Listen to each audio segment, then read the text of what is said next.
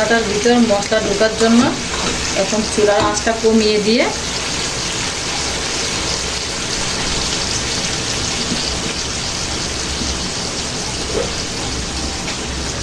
এটা ঢেকে দিচ্ছি।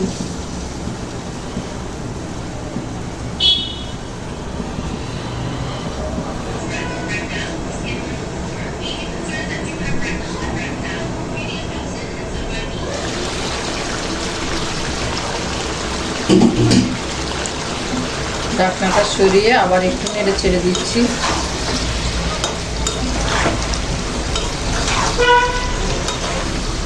নেড়ে ছেড়ে না দিলে নিচে পুড়ে যেতে পারে।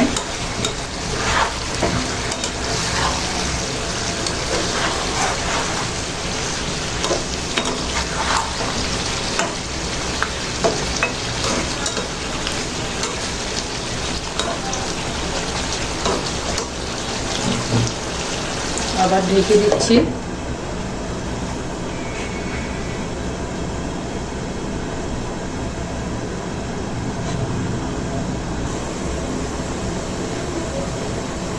মশলাটা যাতে পুড়ে না যায়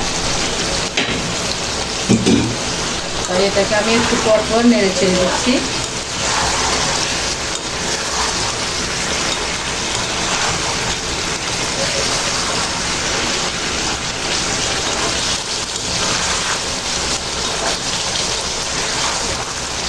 মাশাআল্লাহ, দেখেন কালারটা কত সুন্দর আসছে।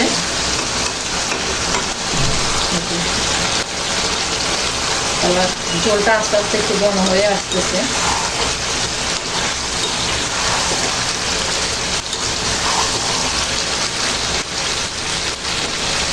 এই পর্যায়ে একটু কাঁচামরিচ অ্যাড করে দিচ্ছি।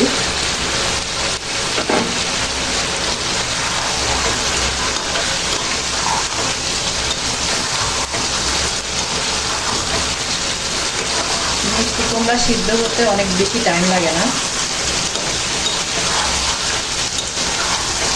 খুব কম সময়ের মধ্যে রান্নাটা কমপ্লিট হয়ে যাবে।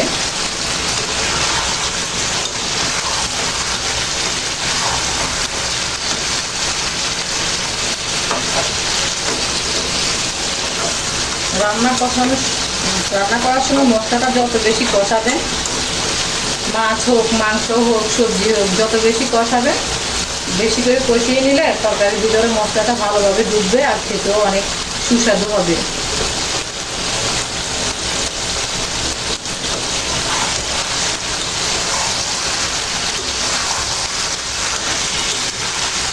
কষানো শেষ হয়ে গেছে, সে আর বেশি কষাবো না। এবার এটা ভালোভাবে সিদ্ধ হওয়ার জন্য আমি একটু পানি অ্যাড করে দিচ্ছি।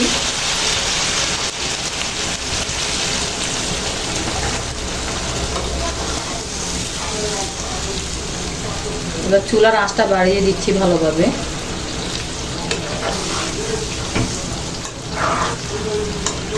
সব সময় খেয়াল রাখতে হবে মিষ্টি কুমড়ার মধ্যে কখনো অনেক বেশি পানি দেওয়া যাবে না, বেশি পানি দিলে এটা গলে যাবে।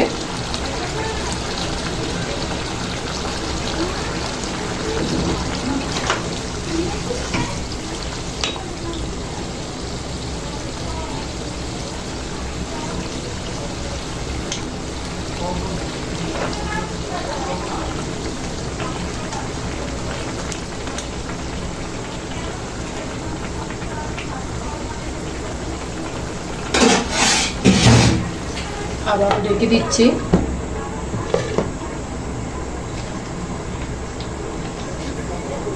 ফিরে আসছি আবার কিছুক্ষণ পর। ঢাকনাটা তুলে দেখে নিচ্ছি কুমড়োটা কেমন সিদ্ধ হয়েছে।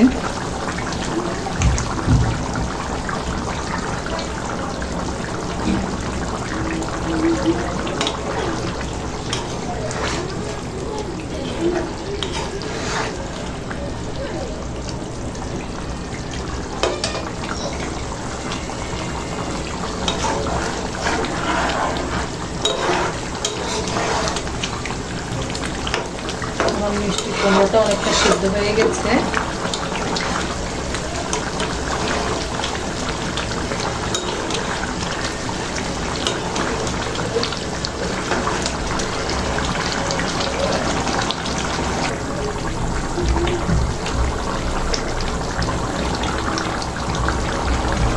মিষ্টি কুমড়াটা সিদ্ধ হয়ে গেছে খুব ভালোভাবে। এটা একটু ঝোল রাখছি। এই মিষ্টি কুমড়াটা আপনারা ভাতের সাথে বা রুটি পরোটা যেটা দিয়ে ইচ্ছা আপনারা খেতে পারেন, খেতে অনেক ভালো লাগবে ইনশাল্লাহ। আমার মিষ্টি কুমড়াটা রান্না শেষ হয়ে গেছে। আমার মিষ্টি কুমড়া রান্নাটা আপনাদের যদি ভালো লেগে থাকে তাহলে অবশ্যই মনে করে একটা লাইক দিবেন, শেয়ার করবেন আর সাবস্ক্রাইব করে দিবেন। আসসালামু আলাইকুম।